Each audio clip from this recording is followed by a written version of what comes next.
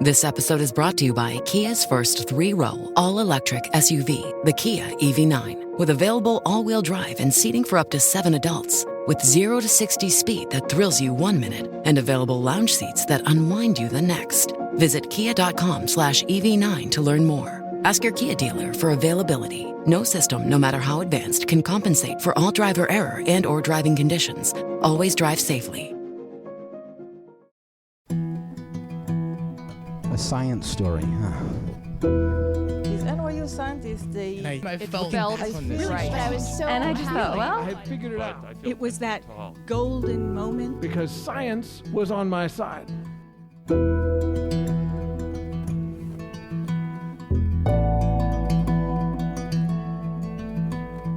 Hey everyone, welcome to the Story Clatter, where true, personal stories about science help us to discover how weird and wonderful it is to exist in this world and be a human. I'm your host, Misha Gajewski, and today we're exploring the gross, the disgusting, the repulsive, the yucky. Both of our stories will probably make you go, ew, but then again, maybe not. What I love about Disgust is that what one person finds gross might really appeal to someone else. And isn't that just the weird and wonderful reality of humans? Our first story is from Cassandra Hartblay. Cassandra Hartblay is an assistant professor at the University of Toronto and an author. I love her story so much because it perfectly captures that awkward feeling of not knowing how to say no because you don't want to hurt someone's feelings or commit a social faux pas. It's so great. Here's Cassandra.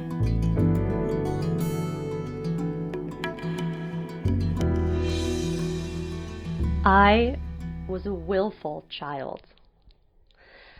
When I had the opportunity to play oboe instead of flute, I picked oboe because it's weird and hard.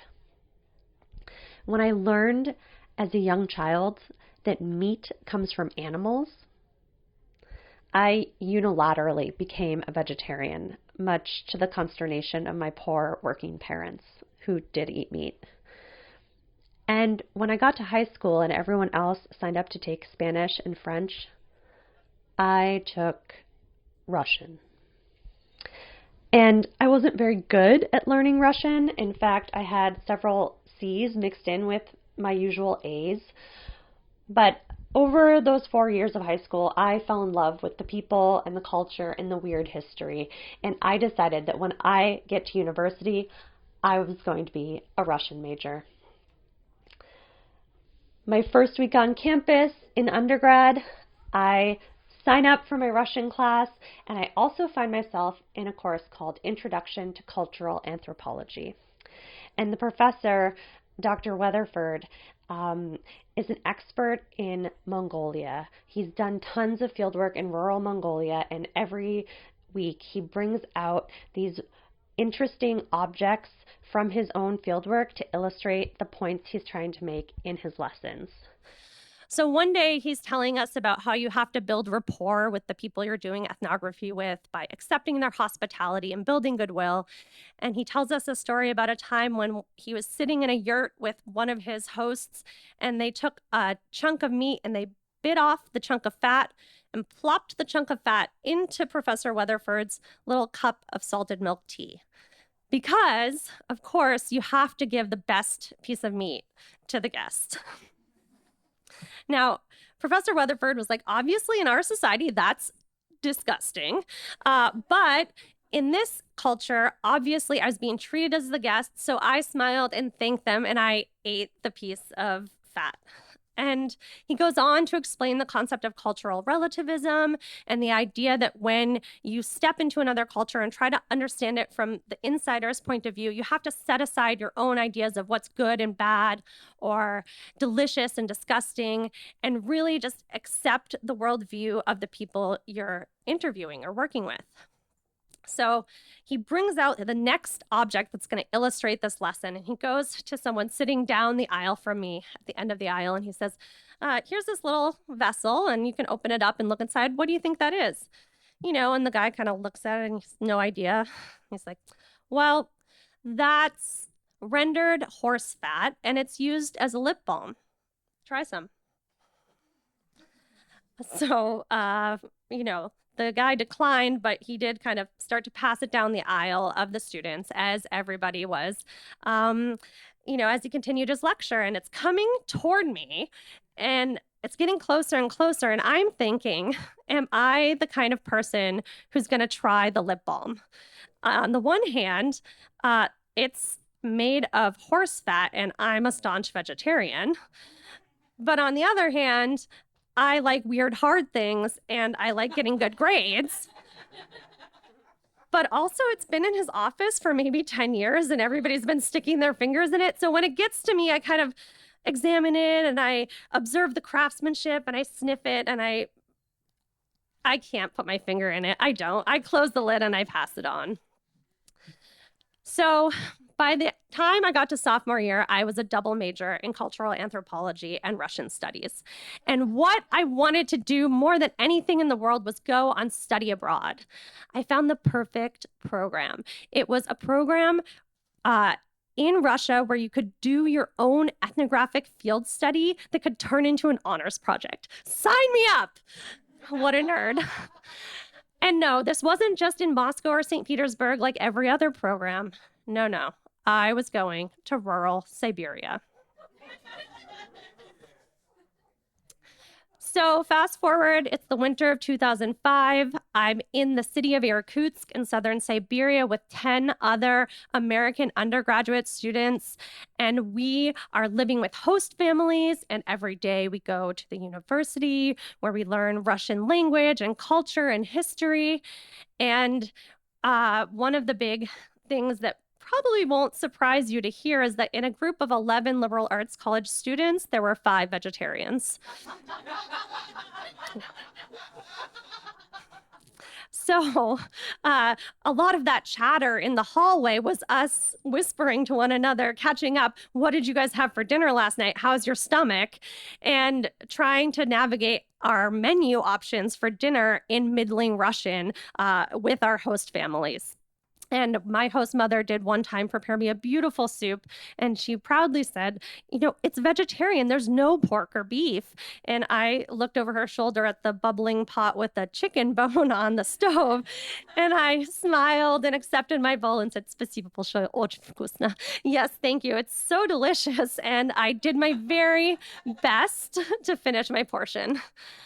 So not long after that, we were preparing for one of the big excursions of the study abroad program. We were going up into the mountains with our whole group up high on the plains. And so we took an overnight train and then a bus ride, and we were going to a small village up on the high steppe near the border with Mongolia. And I was so excited. And the local tourism agents who met us were also really excited to have a group of 11 American young people because they thought it might help attract tourists to the region. So they planned us this amazing program. We met the local shaman. We learned a few words of Buryat, which is the name of the local language and ethnic group. And the final day was going to be a big tour of the local sites of the natural environment and a picnic. So we show up in the morning of the picnic, and there are 2 vans waiting for us. There are these big kind of Soviet-style bread loaf vans. They're white with these giant craggy tires. And, we kind of split up, half of the students in one, mixed in with some locals who are coming on the picnic. So off we go, and the big tires are there for a reason, because there are no roads in nomadic steppe regions. You just drive off and over some rocky terrain and through a creek and through a small forest and then off onto the steppe. And eventually we come to a place where the steppe kind of comes to a giant cliff, and there's a beautiful river below, and there's a little tree. There aren't a lot of trees on the steppe. There's a little tree, and it has a bunch of prayer flags hanging on it. And we all get out of the vans, and everybody says, let us tell you about our culture as Buddhist animist nomads. When we come to a place where the river spirit meets the land spirit, or the forest spirit meets the steppe spirit, we stop and we let go of our baggage and we reflect and we douse ourselves in holy water. And then he pulled out the bottle of really cheap vodka. Holy water. So we all had a shot of vodka and chased it with a pickle and got back in the vans and kept driving. And I'm already thinking, this isn't the kind of picnic I was expecting. And meanwhile, after the first shot, I realized that our driver is 16 years old and he's just gotten his license and we're driving along a cliff face, but he seems like he's got it under control. A few more stops later, and we come to this lava field where there was like a very ancient volcano, but there's still volcanic rock on the ground. And I'm kind of kneeling down, just checking out, like a little tipsy, the rock with the moss growing on it. And my friend Sienna, who had been riding in the other van, comes up to me and I'm like, oh, hey. She's got a kind of weird look on her face. And I'm like, oh, what's up? She starts talking in that whisper that lets you know that something intense is about to happen. And she's like, there's a sheep, a live sheep in the back of our van tied up. And when we get to the picnic, they're going to slaughter it and we are going to eat it. And the wheels are turning in my head and I'm kind of thinking, picnic, the words sound the same in Russian, but maybe they don't mean the same thing after all. I was thinking cheese, wine, grapes, live sheep slaughter. Okay, but she's still talking. And what Sienna is telling me is that I have been designated with the task of telling every vegetarian in my van about the live sheep so that we can prepare ourselves and not act disgusted, but rather show gratitude for our hosts when we accept this sacrifice. So we get back in the vans, have a few more shots of holy water. I'm frantically whispering to the people in my group without trying to let the hosting people know what we're talking about. And eventually we arrive at the picnic spot and it's beautiful. There is a nice blanket of yellow, soft pine needles on the ground and a beautiful little babbling brook. And they get to work, the locals get to work setting up a campfire and preparing some tea on the fire. And then I see her, the sheep. She's, woolly, white, soft nose, weird square pupils in her kind eyes. And I know that she's about to die. And I realize, and all of my classmates realize, that now is the moment that we have to decide whether we're going to watch the sheep die or not. And I think to myself, and I remember Professor Weatherford's class, and I remember the lip balm, and I know I want to be an anthropologist, and I know I like hard things, and I'm like, I'm going to watch. So I stand there and I don't have any disgust on my face. I have pure reverence for the ceremony and the tradition of the people who are going to slaughter the sheep. And maybe I had reverence because I was experiencing it as a funeral, but anyway, a lot of the meat eaters, strangely, were not watching. But what then happens is the four strongest men each take a limb of the sheep and they hold her kind of splayed out and her chin also exposed. And then she's kind of struggling, but she kind of gives in when she realizes she can't fight it. And then it turns out that the tradition is that the youngest man present, our 16-year-old driver, is going to insert his hand into her open chest cavity while she's still alive and holding her heart, determine when it stops beating. And I'm watching this happen like a scene from Grey's Anatomy as the other guys explain it to him what he's going to do. And he looks really nervous. So I'm watching him as he holds her heart beating in his hand and he looks really nervous, but he slowly starts to get a bit more calm. And then when her heart stops, he gives a nod and they slice her from her chin to her anus. And the women come over with a couple vessels and a big giant ladle and they start ladling the blood out of the sheep. And I'm watching. And And then they take the intestines out of the sheep. And let me tell you, sheep intestines are large. There are a lot of intestines. It took a giant bowl that it took 2 women to carry.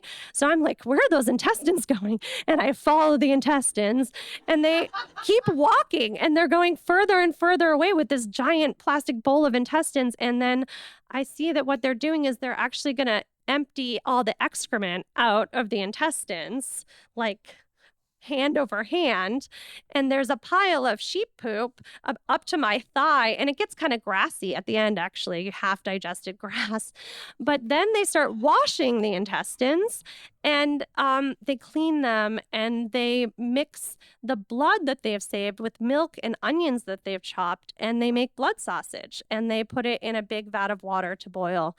And when they are adding the sausage to the pot, I realize that something else is happening, and it's actually time to take the first bite of sheep. And the first bite of sheep is going to be a slice of raw liver dusted with salt on a slice of Soviet-style sourdough bread. So we all gather in a big circle, and I'm holding a plastic cup of holy water, aka vodka, in one hand, and I'm already pretty drunk, and I'm holding the slice of bread with raw sheep liver in the other hand, and it sort of smells like wet and metallic. And then next thing I know, I'm taking a bite of the raw liver, and I'm chewing and swallowing and chasing it with vodka. I ate the sheep. And then I couldn't eat the second bite, so I handed it to my friend standing next to me and beseeched him to take it. And if I'm honest, I don't really remember much of what happened the rest of that adventure day, probably because of the vodka, but I did make it back to home eventually. And now whenever I think about how I became an anthropologist, I think about that sheep.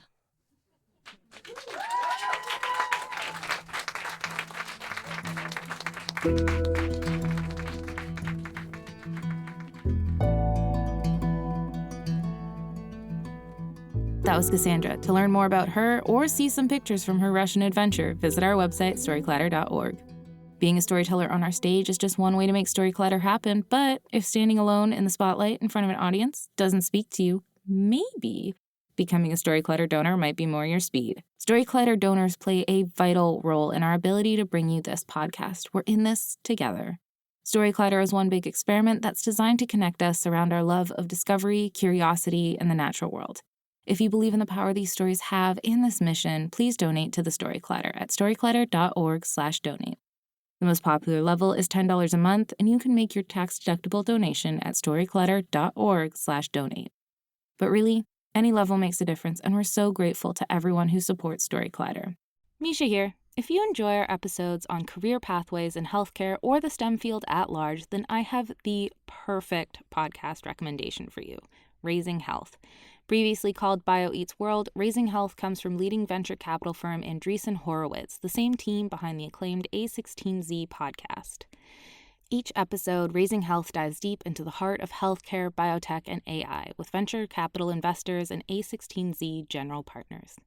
Along the way, they explore the real challenges and opportunities in health and biotech entrepreneurship.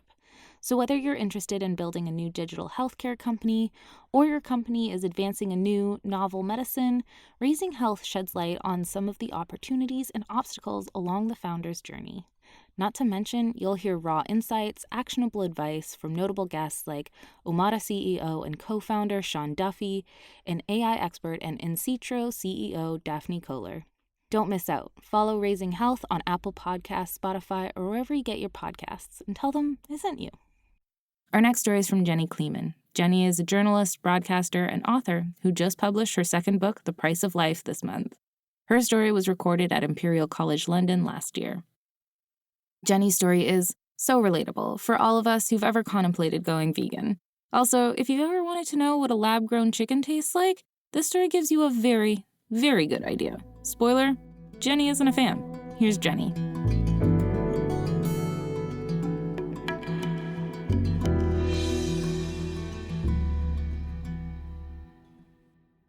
So I am here to tell you about a time pretty much 5 years ago to the day exactly when I was in a converted chocolate factory in San Francisco, sitting at a counter with lots of people staring at me, holding in my hand the most special chicken nugget in the world. And I had flown halfway across the world to have this chicken nugget in my hands. It had taken about 15 or 20 emails to get anywhere near this chicken nugget, and it was a priceless chicken nugget.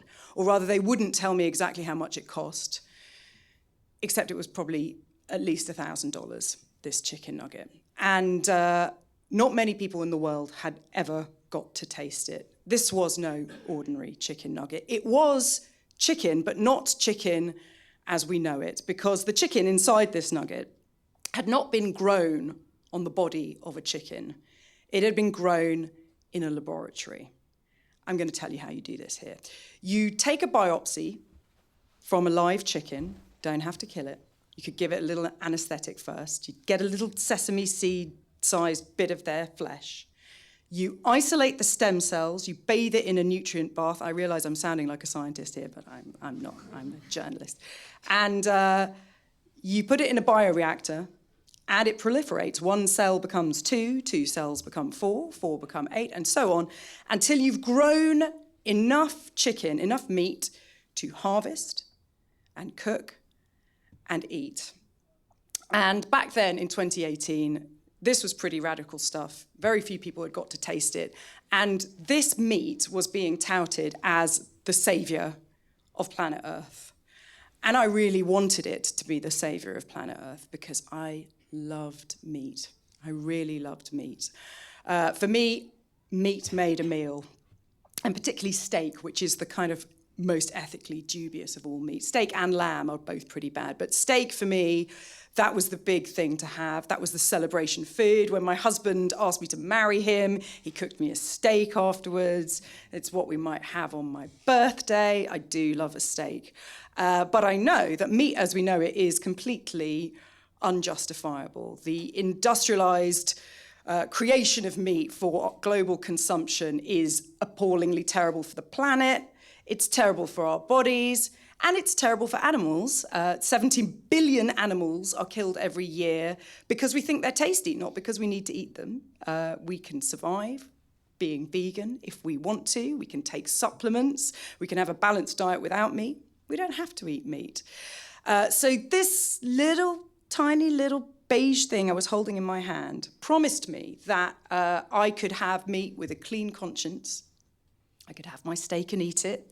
Because also you can make any kinds of meat out of this stuff as well. You can make kosher bacon. You can make foie gras with a clear conscience. So I was really, really up for it. And I was surrounded by PR people in this startup, and they're all watching me. And I'm about to bite into this thing, and it's small because it's very expensive. And I'm there as a journalist knowing that I'm really lucky to have this. And I'm not a food critic, and I've been reading on the plane over all about how to be a food critic and what you should think about and the notes that you should take. And I realized I was only really going to get like 3 or 4 bites out of this little thing. But the time had finally come. So I bit into it.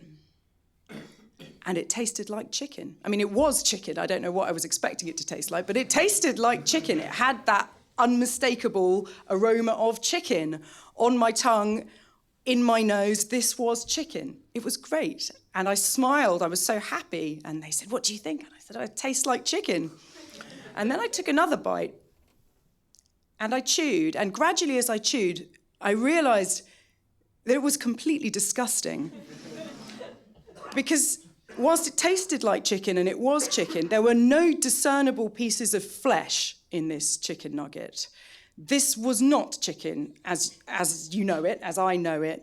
This was not meat. This was chicken cells in a kind of mush, in a mash, bulked out with something and then coated with some kind of batter and deep fried. This was not proper chicken. And there was some sort of hind part of my brain, this primordial part that I think that we've evolved to have as human beings that keeps us alive when you eat something that is like meat but not quite right, and your brain is telling you, no, you must not swallow this because it is going to poison you. You must spit this out. But I'm surrounded by all these PR people. I've flown across the world, and this is a very expensive chicken nugget. So I don't spit it out. And I think they must have seen something in my face, because one of them said, any other feedback? You know, we take all comments. And I said, it's a bit mushy. But in one respect, the chicken nugget was a great success, because it did turn me vegan for a full 4 days. I could not eat any meat, because the memory, the kind of backwash of this horrific, mushy chicken came back into my head. Anyway, I came home and I started writing the book that I was writing, which is called Sex, Robots and Vegan Meat, the vegan meat being the lab-grown meat and the nugget. And writing books is a lonely business. You go out and you do the reporting, and then you come home and you're kind of scowling in front of your computer all day. And I always look forward to the evenings when my husband would come home and we'd have dinner and I'd talk about what I was writing about. And when I was writing the section of the book, which is about how meat is indefensible as we know it, industrial agriculture, I'd read a lot of scientific papers and was really shocked by the extent of how bad things are and wanted to share it with him. And so we have a kind of sort of kitchen island where you can cook. And he was cooking dinner, and I was sitting up at the kitchen island next to him. And I was saying, you know that industrial agriculture produces more greenhouse gases than every form of transport on the planet combined. And he said, well, that doesn't mean I should eat less meat. And I said, well, why? How can you say that? And he said, well, you know, carbon capture. They're going to invent something that will suck all that stuff out of the sky. It's not a reason to eat less meat. And I said, okay, well, did you know that, like, when it comes to antibiotics, you remember when I had tonsillitis and I wouldn't go to the doctor for antibiotics because we're all being told you mustn't get them unless you're dying because of medicine-resistant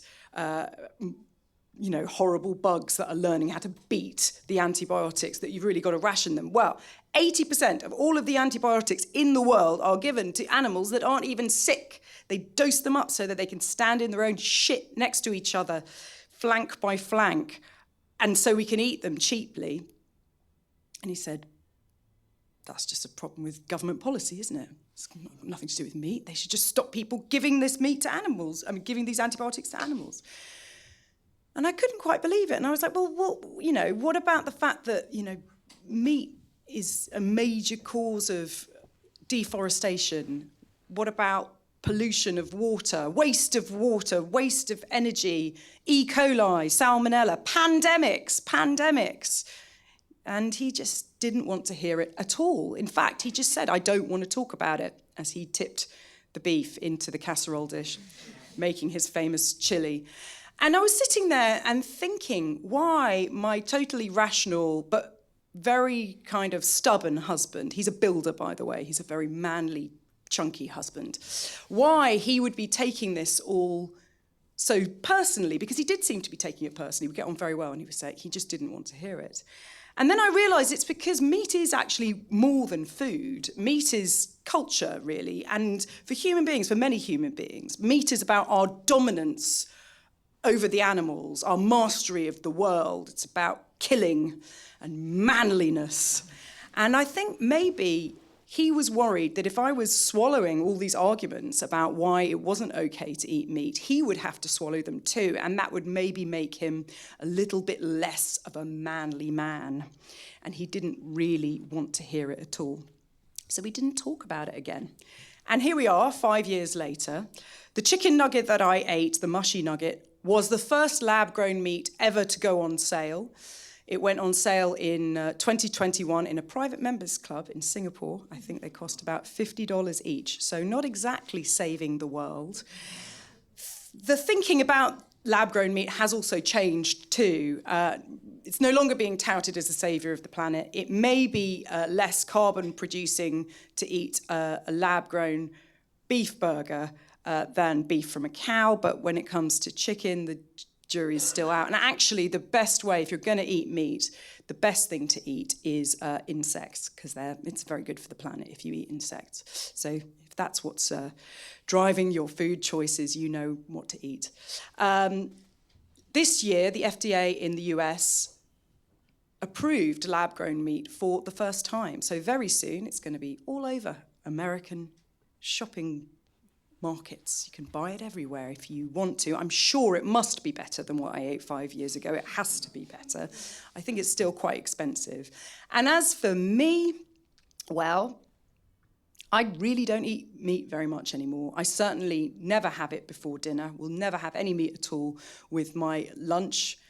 Certainly no fry-ups for breakfast either. I only eat it a few times a week because that's the thing. You don't have to be a vegan to save the planet. You can just eat a little bit less and make sure that the meat you eat counts. And the meat that I eat does count because they are meals that I share with my very manly husband who has not changed his diet at all in any way whatsoever.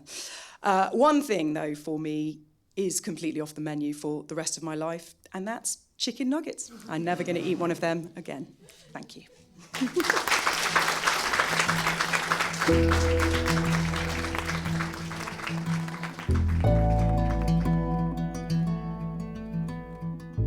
That was Jenny. To learn more about her, head to our website, storyclatter.org. Our website is just one way to connect with Storyclatter, but there are so many other ways, and we hope you'll use them all. You can always follow us on social media. We're on Twitter, Facebook, Instagram, and TikTok. Head to storyclatter.org to become a financial supporter. Or if you want to come to one of our shows or start your own Storyclatter show in your community, you can learn all about that on our website too. This podcast is produced by me, Misha Gajewski, along with Nikisha Roberts-Washington, Jen Chen, and Erin Barker, Executive Director and co-founder of the Storyclatter. The stories featured in today's episode were produced by Sarah Missouri, Michaela Agapiu, Richard Kemeny, and me, Misha Gajewski. Special thanks goes out to Storyclatter's board and staff, including Anne-Marie Lonsdale, Leslie Burnson, and Lindsay Cooper. Our theme music is by Ghost, and next week's episode is all about that motivation that drives us to do what we do. Until next time, thanks for listening.